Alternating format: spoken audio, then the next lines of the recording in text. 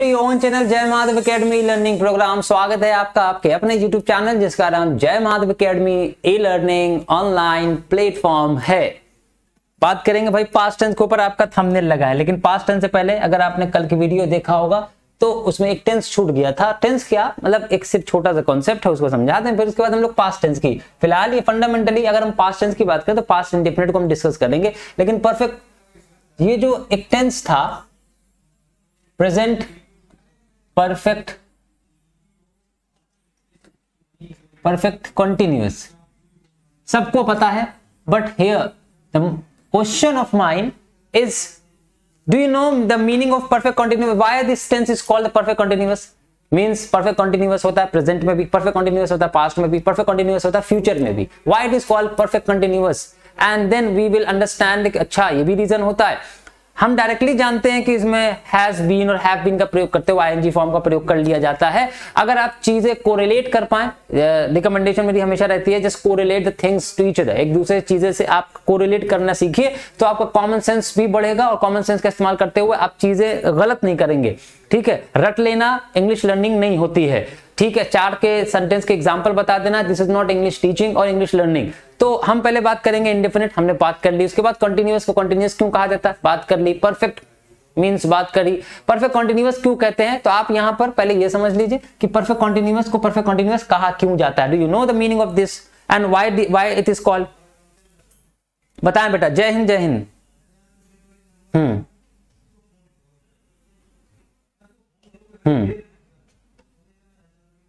जैसे हम एक बच्चे का कमेंट ले लें यहां पर और हमें इंग्लिश की बात बताते हैं। किसी बच्चे ने लिखा है mind your language, I think.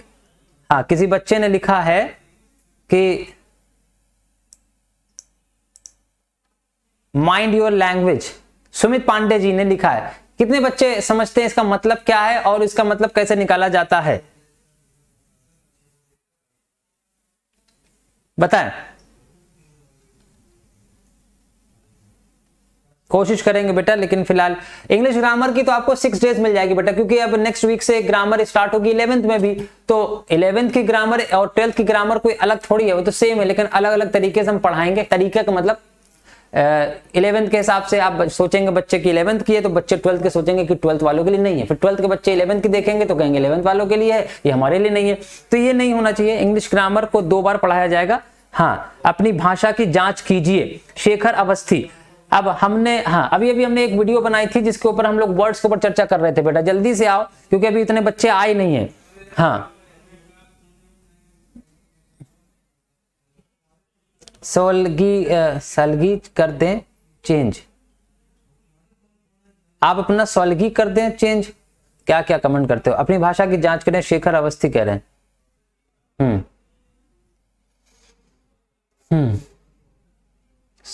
Soldier and कर दें।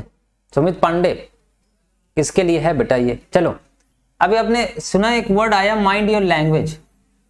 माइंड योर लैंग्वेज ये बेटा एक चीज है कि आपने समझा। माइंड का मतलब क्या होता है बेटा?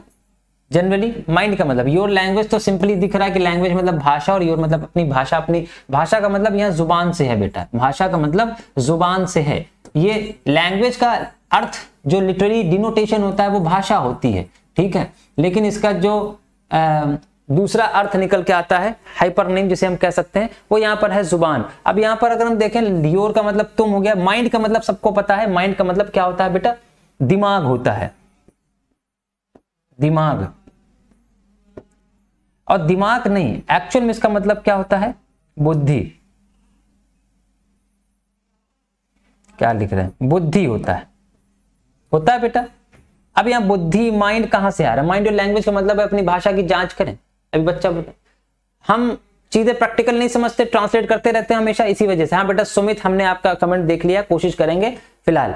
हाँ, लगाम दो। तो अब ये सेंस है, अपनी जबान को लगाम दो। लगाम कैसे? माइंड का मतलब, लगाम का मतलब हो गया तो बेटा रिस्ट्रिक्ट हो जाएगा, लिमिट करिए। लगाम देना किसी को, कंट्रोल करना, कंट्रोल योर लैंग्वेज कहना चाहिए। बट माइंड योर लैंग्वेज क्यों कहते हैं बेटा?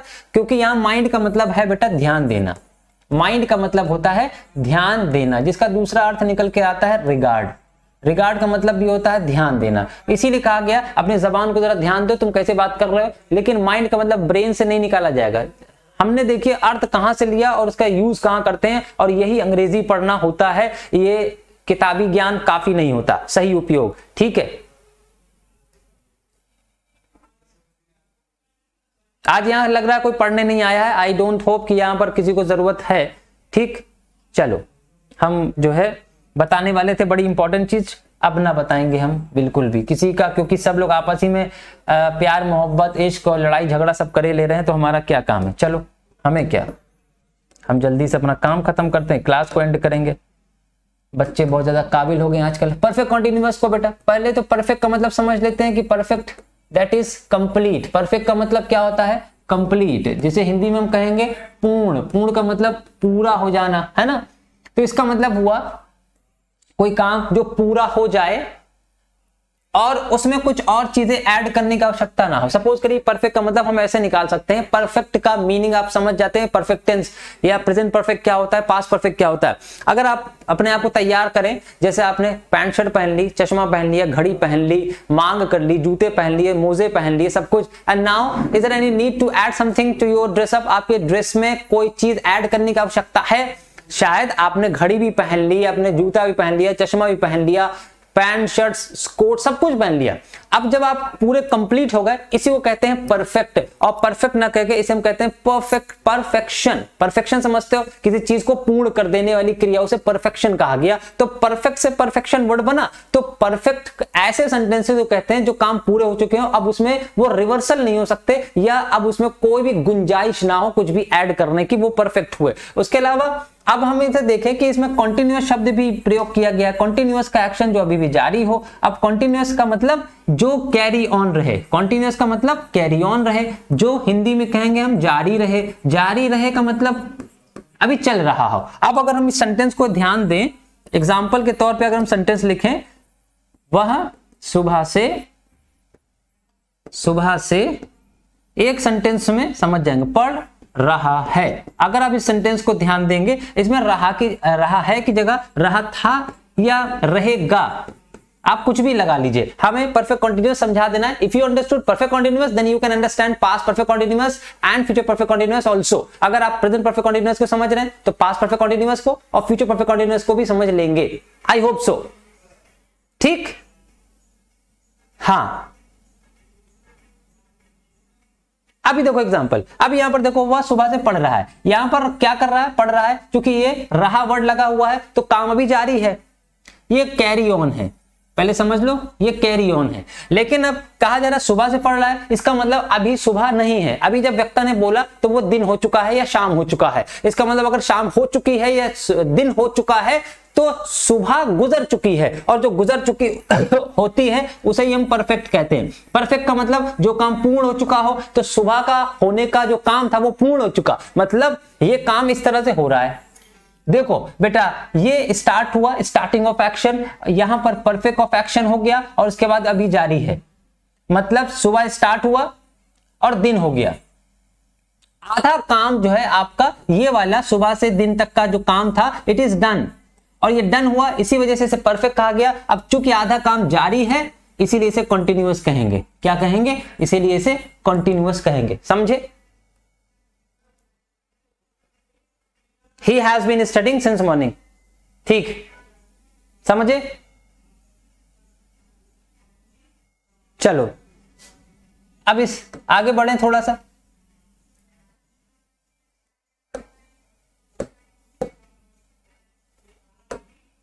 आगे बढ़े तो आप perfect continuous, present perfect continuous, ठीक। स्ट्रक्चर देख लो बेटा, स्ट्रक्चर में subject, has, have, been, verb की फोर्थ फॉर्म, ऑब्जेक्ट और कॉम्प्लीमेंट प्लस सिंस या for plus time. This is the structure of affirmative sentence. I hate you. करण कुशवाहा, कुशवाहा बेटा क्या कहना चाह रहे हो? हीट नहीं होता बेटा, आई हेट यू होता है, HATE लिखेंगे, आपने लिखा है HEAT। ठीक, ये हो गया आपका स्ट्रक्चर अफर्मेटिव का। अगर आप इसका नेगेटिव बनाएंगे तो सिंपली आप बना सकते हैं subject plus has, have plus not लगाएंगे पहली हेल्पिंग वर्ब के बाद। कल की वीडियो में हमने बहुत क्लैरिफाई किया था कि नॉट या कोई भी एडवर्ब जब लगाते हैं तो पहली हेल्पिंग वर्ब के बाद लगाएंगे, यदि मेन वर्ब है तो मेन वर्ब से पहले लगाएंगे। ठीक है, तो हैज नॉट, फिर उसके बाद बीन लगाएंगे, फिर लगाएंगे वर्ब की फोर्थ फॉर्म, फिर लगाएंगे ऑब्जेक्ट और कॉम्प्लीमेंट, फिर लगाएंगे सिंस, और फिर लगाएंगे या तो फॉर, और फिर लगाएंगे इसका टाइम। ठीक, फिर उसके बाद अगर इंट्रोगेटिव देखेंगे तो इंट्रोगेटिव में बस कुछ नहीं होता है, हैज और हैव को पहले रख दीजिए और फिर सब्जेक्ट लगा दीजिए, फिर बीन लगा दीजिए, फिर वर्ब की फोर्थ फॉर्म लगाइए, फिर ऑब्जेक्ट लगाइए, फिर ऑब्जेक्ट के साथ कॉम्प्लीमेंट भी लगा दीजिए, ऑब्जेक्ट लगाइए या फिर कॉम्प्लीमेंट लगाइए, फिर सिंस या फॉर लगाइए, फिर टाइम लगाइए। ये 3 फंडामेंटल स्ट्रक्चर हुए आपके। प्रणाम ऋतिक सोनकर, ये फंडामेंटल 3 स्ट्रक्चर हुए। ठीक, राइट।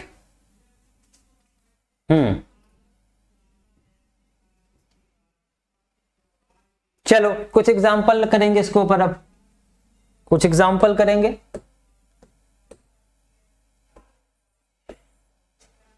एग्जाम्पल,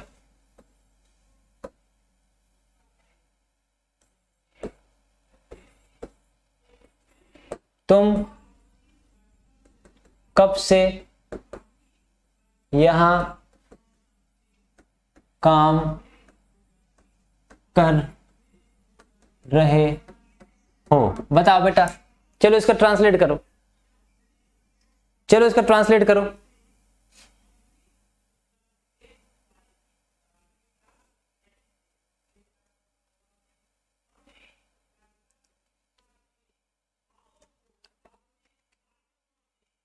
समझ नहीं आता, राइटिंग नहीं समझ में आ रही है।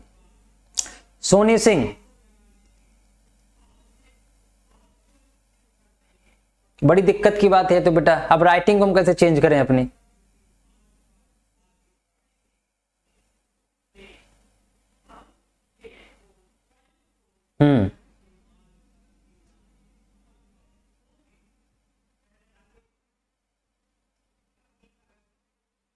Sumit Pandey 100% sir. How long have you been working here? Subhash okay.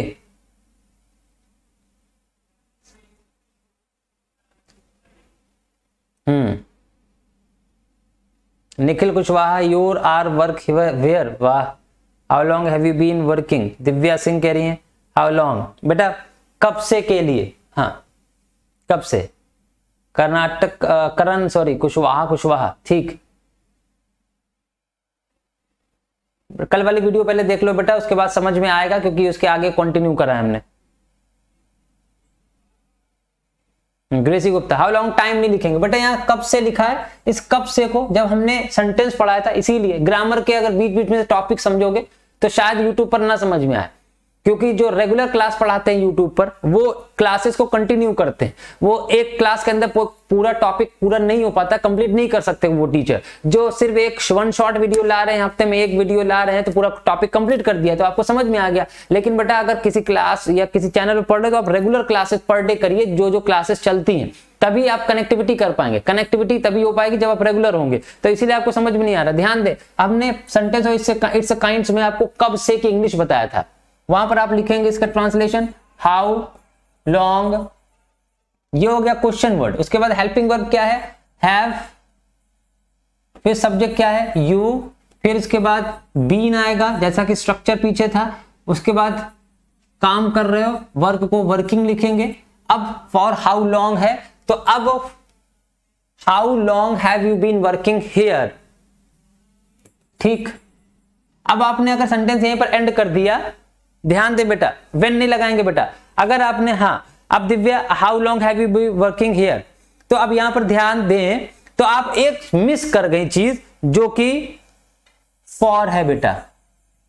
यहां पर एंड होगा सेंटेंस, यहां पर सेंटेंस आपका एंड नहीं होगा। क्यों नहीं होगा? क्योंकि इसमें आपको नहीं पता कि यहां पर से वर्ड की इंग्लिश हमें फॉर या सिंस लिखनी होती है। अब से वर्ड के लिए हमें समय चाहिए, तो समय तो ऑलरेडी पहले ही आ चुका है, तो यहां पर या तो लिख दीजिए फॉर हाउ लॉन्ग, और या फिर लास्ट में लिखेंगे फॉर।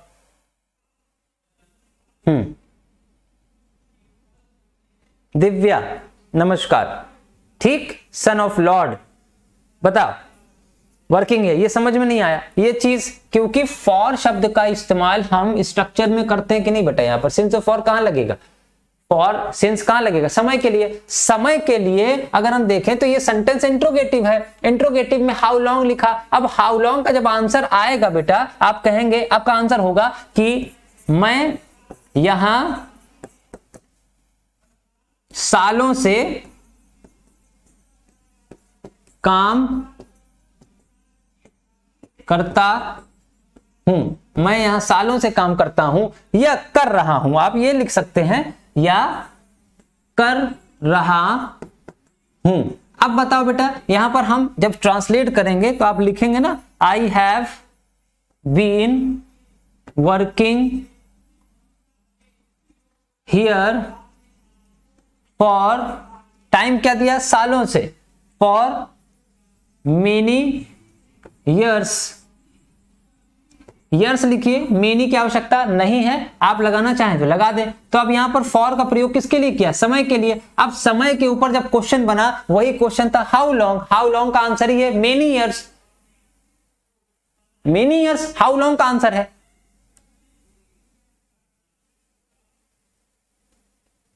बताओ कल्पना शाक्य, समझ में आया ये चीज। चलो पास्ट क्यों आ गया भाई, एक और देख लें। हाँ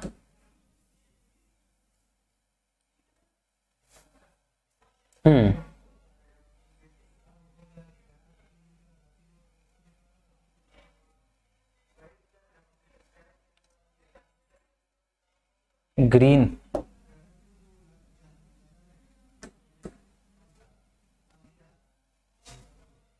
दूसरा एग्जांपल, वह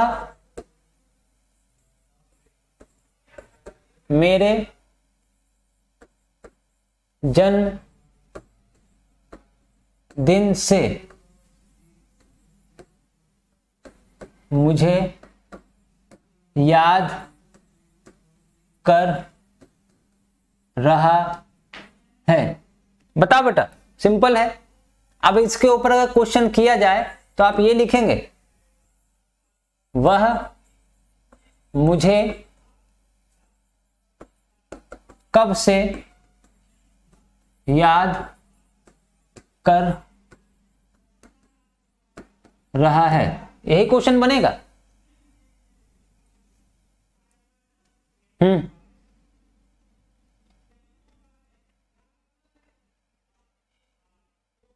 चलो नहीं, अब दोनों का ट्रांसलेशन देखो, ही हैज बीन रिमेंबरिंग, वह मुझे याद कर रहा है। बेटा बहुत ध्यान से समझना, क्योंकि जनरली हम लोग क्या होता है, हम लोग एक सेंटेंस लिखते हैं, he is suffering from fever since last night, he is suffering from fever. ये जनरल में आधे ज्यादा लोग यही लिखते हैं, 90% लोग ये ही सफरिंग लिखेंगे, उसके बाद सिंस लास्ट नाइट लिख देंगे। तो वहां छोटी सी गलती होती है कि हम लोग कभी कभी समय को ध्यान नहीं देते। इसमें जो समय दिया हुआ है वो ये है, देखो जन्मदिन से। अब जन्मदिन एक समय नहीं है तो और क्या है भाई, जन्मदिन होगा वो किसी पर्टिकुलर डेट पर होगा, और डेट है समय होगा। ही हैज रिमेंबर्ड मी, हाँ नहीं बेटा इसमें, हाँ हाँ, तो यहां पर हाँ, रिमेंबरिंग भी, missing me, since, very good. Anuj Kunwar का आंसर सिंस लगाया आपने, सिंस माई बर्थडे। यहां फॉर माई बर्थडे क्यों नहीं लगाया, कोई बताएगा? Do you have any idea why do we not use for here, कि हमने यहां पर फॉर का प्रयोग क्यों नहीं किया, why do we not use?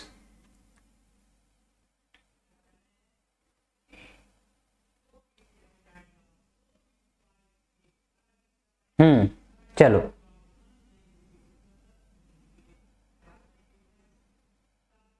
Remembering to me नहीं लिखेंगे बेटा, मनोज कुमार रिमेंबरिंग मी लिख दीजिए, सिंस माई बर्थ नहीं बेटा, बर्थडे। बर्थ एक बार होती है, बर्थडे एक बार नहीं आता, बर्थडे हर साल आता है, बर्थ एक बार होती है।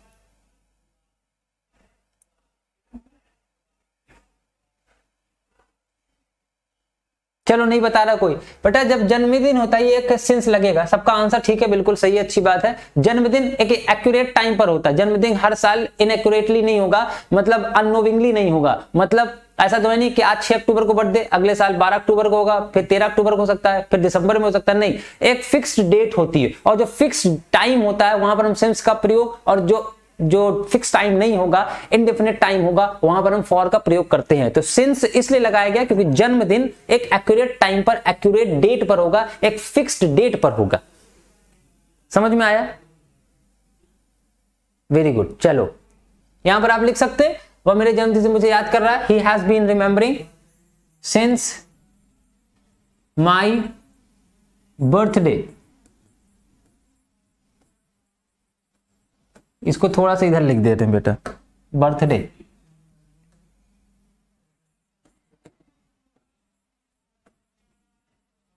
ठीक, अब सेकंड वाला, जो थर्ड वाला बनाओ बेटा, सेकंड वाला तो ये बन गया, थर्ड वाला वह मुझे कब से याद कर रहा है?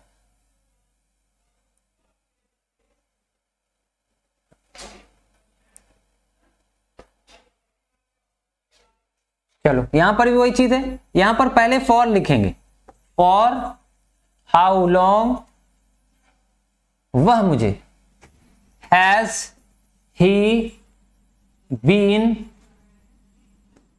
रिमेंबरिंग मी। हुआ कंप्लीट, फिक्स, वेरी गुड, अच्छी बात है।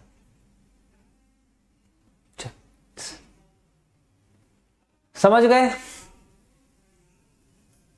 चलो पास्ट की तरफ चलेंगे भाई। आज का जो सिंपल पास्ट है, इनडेफिनिट सिंपल पास्ट टेंस लिखा हुआ है बेटा, अब आ जाओ सिंपल पास्ट की तरफ। सिंपल पास्ट स्टार्ट करना था तो अब आप ध्यान दें। ठीक, सिंपल पास्ट टेंस, अगर हम पास्ट टेंस की बात करें बेटा, तो हम पास्ट टेंस, फ्यूचर टेंस और प्रेजेंट टेंस में तीन में हमने डिवाइड किया। प्रेजेंट टेंस हमने खत्म कर दिया। अगर पास्ट टेंस की बात करें तो वो एक्शन जो पास्ट में हुआ, लेकिन सिंपली ये कह देना काफी नहीं होगा। सिंपल पास्ट या पास्ट इंडिफिनिट क्यों कहते हैं? सिंपल ऑलरेडी हम आपको बता चुके हैं, क्योंकि मेरा ख्याल से, जहां तक मेरा मानना है, हम सिंपल पास्ट को और पास्ट इंडिफिनिट को एक नहीं मान सकते। सिंपल पास्ट का मतलब कहते हैं जो पास्ट इंडिफिनिट है, तो पास्ट कॉन्टिन्यूअस को सिंपल पास्ट क्यों नहीं कहते? ये किताब में कोई रीजन नहीं दिया है। लाइक वाइज प्रेजेंट इंडिफिनिट को सिंपल प्रेजेंट कह सकते हैं। क्यों कह सकते हैं भाई? देयर मस्ट बी रीजन, वहां पर रीजन होना चाहिए। बट एक्चुअली सिंपल प्रेजेंट कहें, सिंपल पास्ट कहें या सिंपल फ्यूचर कहें, तो वहां पर मेरे ख्याल से ऐसे सेंटेंसेस को लिखा जा सकता है जहां पर एक्शन हो ना, बल्कि वहां पर जहां पर एक्शन ना किया जा रहा हो, जहां पर एक्शन कोई हो ना रहा हो, बल्कि वहां पर सब्जेक्ट का होना या ना होना बताया जाए। I think such sentences can be called simple sentence, like मतलब simple present और simple past। जैसे अगर हम एक चीज ऐड करके आपको बताएं, हमने सिर्फ इतना कहा कि he is beautiful, beautiful लिख दे, वैसे ही नहीं होना चाहिए, यहां पर शी होना चाहिए, क्योंकि ही के साथ ब्यूटीफुल अच्छा बात नहीं है। She is beautiful. उसके बाद कहें शी वॉज अ डांसर। उसके बाद कहें she will be a singer. अब तीनों सेंटेंस में कैन यू फाइंड आउट कि एक्शन कहां पर हो रहा है? बहुत से ऐसे है महान टीचर भी, वो क्या बता देते हैं ये भी क्रिया है, और क्रिया का मतलब होता है एक्शन वर्ड, सिंपली कहते हैं। ये 5वें क्लास की डेफिनेशन है बेटा कि क्रिया का मतलब एक्शन वर्ड। क्रिया सिर्फ एक्शन वर्ड को नहीं बताती, क्रिया कई तरह से हो सकती है। इधर ध्यान दो बेटा। आदित्य विश्वकर्मा सर, मैं मी भूल गया वन में। अच्छा, हो सकता है बेटा, कोई बात नहीं। हाँ, इधर देखो बेटा, इधर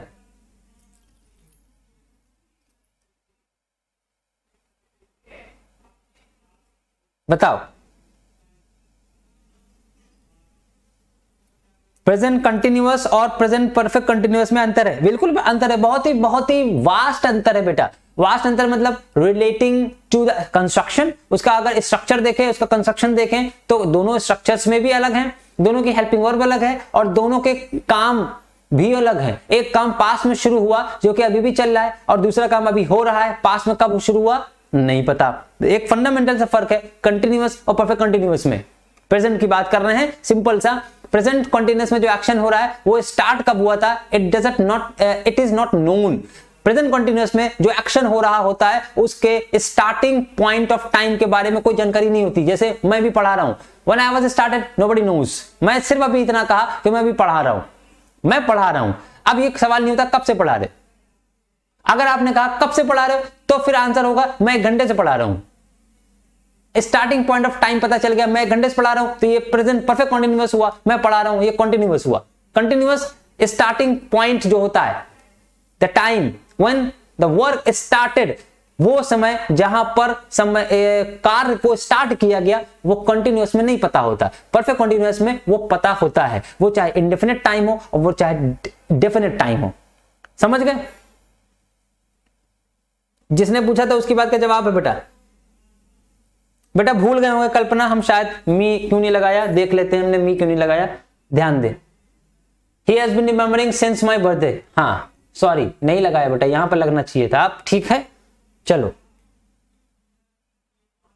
समझ गए बेटा। बेटा कल्पना हमने बात का जवाब दे दिया जी, ठीक है।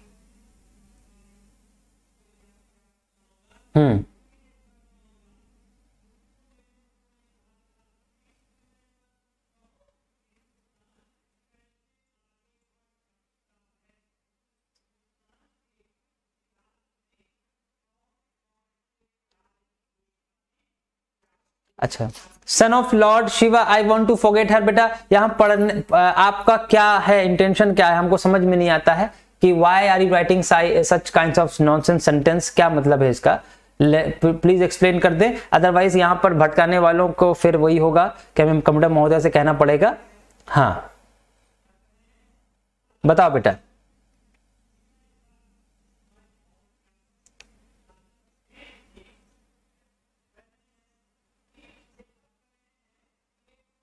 चलो चलो ठीक है, अभी देखा, अभी ठीक है। तो हम यहां बात कर रहे थे, इन तीनों सेंटेंस को हम सिंपल मान सकते हैं। ये है सिंपल प्रेजेंट, ये मान सकते हैं इसको हम सिंपल प्रेजेंट, साधारण, इसमें एक्शन नहीं हो रहा है। ये है सिंपल पास्ट, इसमें भी एक्शन नहीं हो रहा है। और ये है सिंपल फ्यूचर, इसमें भी एक्शन नहीं हो रहा है। समझ रहे थे? लेकिन अगर हम कोई एक्शन आ रहा हो, मैं पढ़ाता हूं, तो इसको सिंपल प्रेजेंट क्यों कह रहे हैं? बेटा इधर पढ़ लो, किसी आपस में बात करने से कोई फायदा नहीं है। अपने समय को बर्बाद करोगे तो समय तुमको बर्बाद ऐसा करेगा कि रोने को समय भी नहीं मिलेगा। ये बात ध्यान रखना, ठीक है? आपस में बात करने से कुछ ना मिली तो समय इतनी बुरी तरीके से मार मारता है कि उसके बाद कोई दुनिया की ताकत बचा नहीं पाती। ये ध्यान रखना, अपने समय को इस तरह से बर्बाद करोगे तो। उस एक दूसरे से ट्रांसलेशन पूछने से बेहतर है कि हमसे पूछ लो बेटा, अगर उम्मीद हो कि हम पढ़ा लेते हैं। चलो, she is beautiful and she was a dancer and she will be a singer. तो ये हम सिंपल इसलिए कह सकते हैं क्योंकि यहां पर एक्शन नहीं हो रहा। बट जनरली बुक्स में ये लिखा रहता है प्रेजेंट इंडेफिनिट टेंस को सिंपल प्रेजेंट कहेंगे, पास्ट इंडेफिनिट टेंस को सिंपल पास्ट कहेंगे, फ्यूचर इंडेफिनिट टेंस को सिंपल फ्यूचर कहेंगे। अब आ जाते हैं इसके ऊपर पहले कि सिंपल पास्ट टेंस लिखा है, स्ट्रक्चर की बात करें तो सब्जेक्ट आएगा, वर्ब की सेकंड फॉर्म, ऑब्जेक्ट और कॉम्प्लीमेंट आ जाएगा। सिंपल पास्ट टेंस में second form of the verb का प्रयोग होता है, सबको पता है। जैसे हमने गो लिखा हुआ है उसी को हम वेंट लिख देंगे, जैसे हमने राइट लिखा हुआ है उसी को हम रोट लिख देंगे। ठीक ठीक,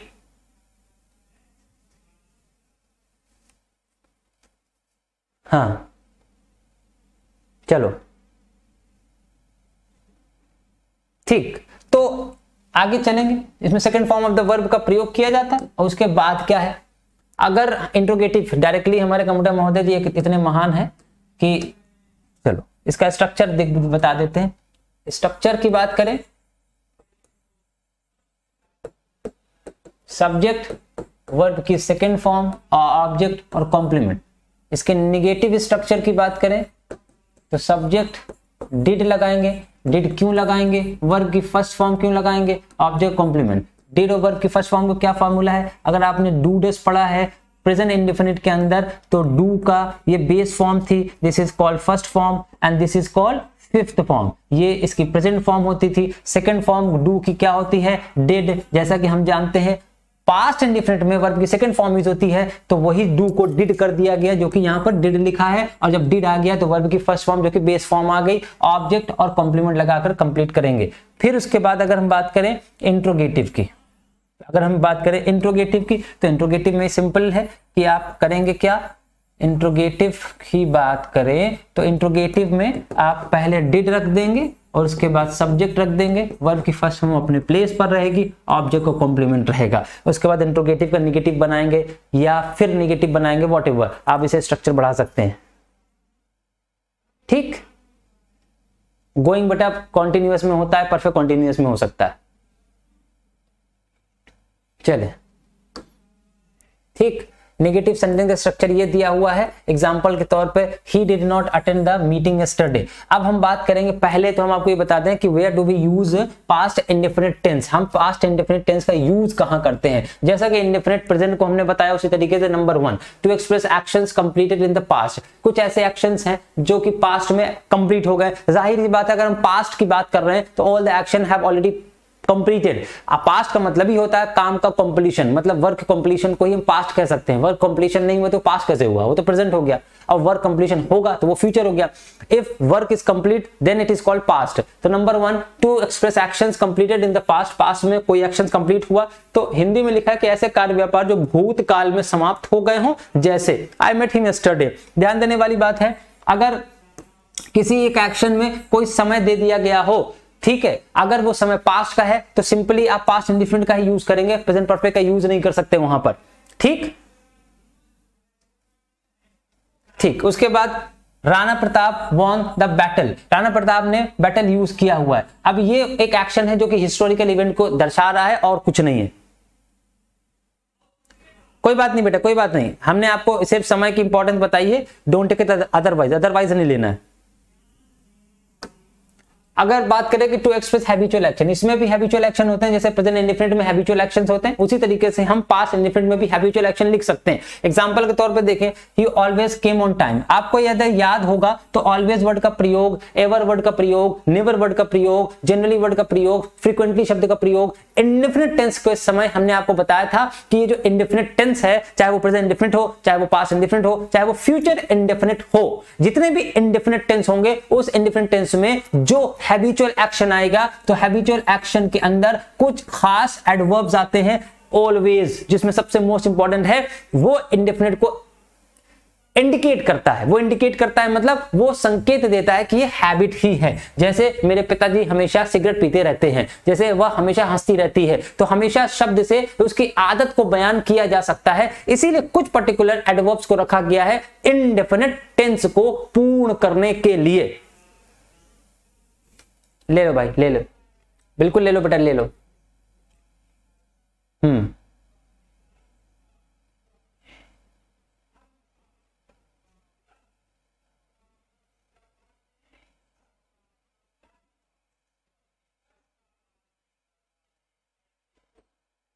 कॉम्प्लीमेंट का मतलब होता है बेटा पूरक।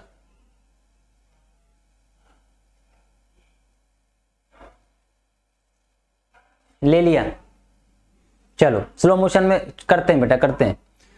When I was a child, I usually, अब usually एक एडवर्ब है बेटा, ये भी एक एडवर्ब है, ये भी एक एडवर्ब है, दोनों ही एडवर्ब है और ये हैबिट को शो करते हैं। इंडेफिनिट को हमने इसीलिए बहुत ज्यादा डिटेल में बताया था कि अगर आप प्रेजेंट इंडेफिनिट को समझ लेंगे तो पास्ट इंडेफिनिट को भी बहुत आसानी से समझ सकते हैं, क्योंकि इंडेफिनिट का मीनिंग तो चेंज नहीं होगा, सिर्फ समय चेंज होगा, प्रेजेंट से पास्ट हो जाएंगे कुछ चीजें, है ना। आगे चलें, अगर हम बात करें कि मोस्ट इंपोर्टेंट जो एडवर्ब्स हैं इसमें जो रिलेटेड है वो है usually, always, never, seldom, often, generally. ये हमने ऑलरेडी बता दिए थे प्रेजेंट इंडेफिनिट टेंस को बताते समय भी, तो आपने देखा होगा वहां पर कुछ एडवर्ब्स आते थे। ये एडवर्ब जनरली उन सेंटेंसेस में आते हैं जो हैबिट को बताते हैं। ठीक, अब आ जाते हैं habitual action in the past को एक्सप्रेस करने के लिए। जनरली हम एक ध्यान देने वाली बात है, जो यूज्ड टू वर्ड है ये आउटडेटेड हो गया है। हाँ, आपकी बुक में भी लिखा है इसीलिए यहां पर लिख दिया गया है, ये जो वर्ड है आउटडेटेड है। जैसे अगर आप हैबिट की बात करें तो आप लिखेंगे मैं सुबह जल्दी उठता था, मैं सुबह जल्दी उठता था। तो अब ये जो उठता था लिखा हुआ है बेटा, ये हैबिट को बता रहा है। अगर हैबिट को बता रहा है तो आप जनरली बुक में आप देखते हैं तो आप यही लिखते हैं, I used to get up early in the morning, आप यही लिखते हैं, I use to get up. लेकिन ये लिखना अब गलत माना जा सकता है, गलत माना ही जाएगा, ये गलत है, नहीं समझे। यूज टू का use to, what is this, एक एडवर्ब है, ये जो सॉरी मॉडल है, ये क्या है, ये एक मॉडल है। अगर हम मॉडल की बात करें तो हमारे पास 13 मॉडल्स हैं इंग्लिश में, जिसमें से 3 जो है मार्जिनल मॉडल है, ये एक मॉडल है, ठीक है। तो हमारे पास 3 मार्जिनल मॉडल हैं और 10 मॉडल्स हैं जो कि कंप्लीट मॉडल कहलाती हैं। यूज्ड टू ये पुरानी हेल्पिंग वर्ब थी आपके हैबिचुअल एक्शन को रिप्रेजेंट करने के लिए, और आप जनरली यही लिखते हैं, और आज भी बच्चे यही लिखते हैं कि मैं सुबह उठता था, मैं वहां खेलने जाता था, तो I used to go to play there, वहां पर खेलने जाया करता था, मैं जल्दी उठता था, I used to get up early in the morning. लेकिन अब इसका प्रयोग करना उचित नहीं है, उचित का मतलब ठीक नहीं माना जाता, और अगर आप करते हैं तो यही समझा जाएगा that you are outdated also, कि आप भी चलन से बाहर हैं, मतलब आप भी पुराने ख्याल के या पुरानी अंग्रेजी पढ़कर आए हैं। अब मॉडर्न इंग्लिश के अंदर या आधुनिक इंग्लिश के अंदर वुड का प्रयोग करा जाता है किसी भी तरह के पास्ट इंडेफिनिट को दर्शाने के लिए, और स्पेशली वुड का प्रयोग हैबिट को बताने के लिए आवश्यक रूप से किया जाए।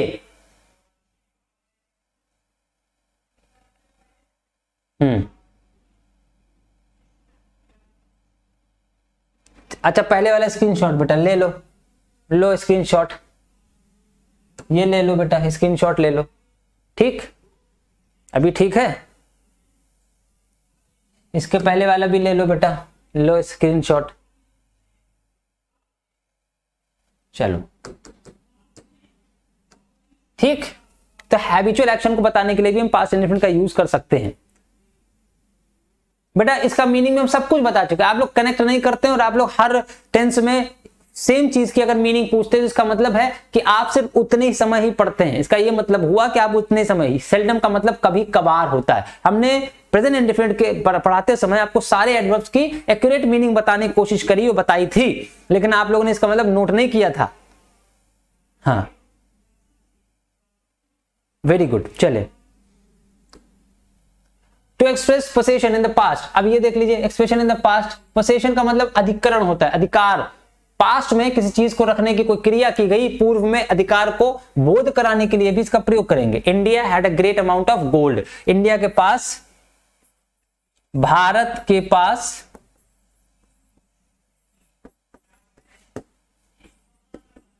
बहुत धन था। तो ये पोसेशन वाला सेंटेंस है जिसमें हैव की जगह हैड, जो कि सेकंड फॉर्म माना जाता है या पास्ट फॉर्म माना जाता है। दूसरा, I too had a car earlier, मेरे पास भी पहले एक कार थी, ठीक। ये दोनों ही पोसेशन को बता रहे हैं। पोसेशन का मतलब हैव का यूज जो होता है ये पोसेशन के लिए होता है। आप ओन शब्द का प्रयोग भी पोसेशन के लिए कर सकते हैं, POSSESS का प्रयोग भी पोसेशन के लिए कर सकते हैं, बिलोंग टू का प्रयोग भी पोसेशन के लिए ही कर सकते हैं, ये ठीक। Have, own, possess, belong. इसके अलावा आप कंटेन शब्द का प्रयोग भी पोसेशन के लिए कर सकते हैं, कंसिस्ट वर्ड का प्रयोग भी पोसेशन के लिए कर सकते हैं, बट अलग अलग करेंगे बेटा, अलग अलग, हर जगह एक शब्द का प्रयोग नहीं किया जा सकता। कंसिस्ट ऑफ, इसका मतलब कोई चीज आप रखते हैं तो आप हैव कह सकते हैं। आई हैव अ पेन, मेरे पास एक पेन है, आई हैव अ पेन, बहुत ही सिंपल तरीके से। मेरे पास एक कार है, आई हैव अ कार। अगर आप कहें ओन शब्द का प्रयोग कैसे करेंगे, तो आप उल्टा बोलेंगे, आप ये नहीं कहेंगे ठीक, हाँ, घबरा जाना, पैनिक का मतलब होता है बेटा हड़बड़ा जाना, घबरा जाना, उलझन होना, उसे पैनिक कहते हैं। तो ओन शब्द का मतलब आई हैव की जगह आप ओन शब्द का प्रयोग करेंगे, I own this car, he owns this car, ये उसकी कार है, अर्थ यही निकलेगा। ओन का मतलब कोई चीज किसी के अधिकार में होना। उसके बाद पोसेस शब्द का प्रयोग भी आप यही कर सकते हैं, आई पोसेस दिस कार, मेरा इस कार पर अधिकार है, लेकिन प्रेजेंट इंडेफिनिट लगेगा नहीं। आपने कहा आई पोसेस्ड दिस कार, तो आप कहेंगे मेरा इस कार पर अधिकार था, यह कार मेरी थी, तब आप कहेंगे I belong to this car, नहीं, this car belongs to me या this car belonged to me. तो अब ये कुछ शब्द हैं आपकी बुक में दिए हुए, आप पढ़ते नहीं है। सिंपली हम आपसे कहें, हम कुछ स्पेशल नहीं बता रहे, बट सचेत करा रहे हैं। अपनी किताब को खोलो, ये सारे शब्द आपको मिल जाएंगे। यहां पर एक चीज में हमने आपको बता दिया, इन शब्दों का प्रयोग आप पोसेशन के लिए कर सकते हैं, आप प्रेजेंट में भी कर सकते हैं, पास्ट में भी कर सकते हैं। यू वुड के साथ बेटा टू नहीं लगेगा। कल्पना शाक्य आई के साथ वुड लगाया, उसके बाद टू गेट अप लगाया, ये गलत है बेटा। वुड के बाद टू गेट अप नहीं लगेगा बेटा। वुड अपने आप में एक मॉडल है, that is a helping verb, और हेल्पिंग वर्ब के बाद वर्ब की फर्स्ट फॉर्म का प्रयोग किया जाएगा। चूंकि ये मॉडल है इसलिए, बाकी हेल्पिंग वर्ब की बात नहीं कर रहे हैं। हमारे पास दो तरह से हेल्पिंग वर्ब आती है, एक प्राइमरी ऑक्सिलरी और एक मॉडल ऑक्सिलरी। सिंपली मॉडल जिसे कहते हैं। तो जितने भी मॉडल्स हैं, उन मॉडल्स के बाद जो क्रिया का फॉर्म होगा वो हमेशा फर्स्ट फॉर्म में होगी, और वहां पर कोई इन्फिनेटिव नहीं यूज होगी, वहां पर कोई सेकंड फॉर्म नहीं यूज होगी, वहां पर कोई थर्ड फॉर्म यूज नहीं हो सकती। Whatever the modal we use, चाहे वुड का यूज करें, शुड का यूज करें, विल का यूज करें, शैल का यूज करें, कैन का यूज करें, कुड का यूज करें, मे का यूज करें, चाहे माइट का यूज करें, इन सारे मॉडल्स के बाद हम वर्ब की फर्स्ट फॉर्म का यूज करेंगे। थर्ड फॉर्म का यूज कहां करेंगे ये लेटर ऑन हम आपको बताएंगे। कोई बुक खरीद लो बेटा, कोई प्रिस्क्राइब्ड बुक नहीं है यूपी बोर्ड के अंदर कि यही बुक से पढ़ाया जाएगा। हर बुक में सेम कंटेंट लिखा हुआ है। So I will not recommend any kind of particular book. हम आपको ये नहीं कह रहे कि ये कर लो ना, हम क्या किसी चीज को बता रहे हैं। हाँ, आप 12th क्लास में हैं तो आप विद्या क्वेश्चन बैंक ले सकते हैं, वो आपकी मर्जी। जी चलिए, इसके आगे कभी पास्ट कुछ बचा हुआ है बेटा, हम कल की वीडियो में कंटिन्यू करेंगे। पास्ट टेंस के ऊपर कल दूसरी वीडियो होगी। तब तक के लिए आज की इस वीडियो को हम यहीं पर एंड करेंगे। Thank you so much for coming online. Stay connected to us. Let's wait for the next video lecture. Stay home, be safe. और अगर समझ में ना आई हो वीडियो तो दोबारा से देख लीजिएगा। लैंग्वेज थोड़ी सी प्रॉब्लम हमारी हो जाती है, तेज बोलने वाले भी और लिखने वाले भी, तो उसके लिए क्षमा चाहते हैं। Thank you so much.